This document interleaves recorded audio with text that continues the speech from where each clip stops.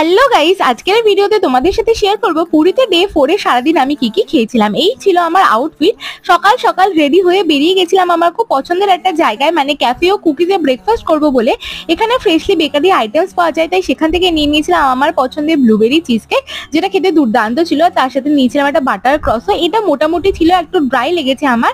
তো তারপরে নিয়ে নিয়েছিলাম একটা পিনা কোলাডা, তার সাথে একটা বড় ব্রেকফাস্ট প্ল্যাটার, তার সাথে একটা অ্যাড অনে গার্লিক ব্রেড নিয়ে নিয়েছিলাম। সবকটাই কিন্তু খেতে ছিল বেশ দুর্দান্ত। তার সাথে একটা ওয়াটারমেলন মোহিতও নিয়েছিলাম, আর তার সাথে ভিউ ছিল এত সুন্দর হোয়াইট সমুদ্রের ভিউ। তাই তোমরা কিন্তু ব্রেকফাস্ট খেতে অবশ্যই এখানে যেতে ভুলো না। এরপর সমুদ্রে কিছুটা সময় কাটিয়ে চলে এসেছিলাম হোটেলে। হোটেল রুমেই আনিয়ে নিয়েছিলাম এদের ফেমাস যে পোলাও রয়েছে, শাহী পোলাও আর মাটন কোরমা। এই দুটোই কিন্তু খেতে বেশ ভালো ছিল। দেন দুপুরবেলা আবার বেরিয়েছিলাম বেশ কিছুটা সময় বিচে কাটাবো বলে।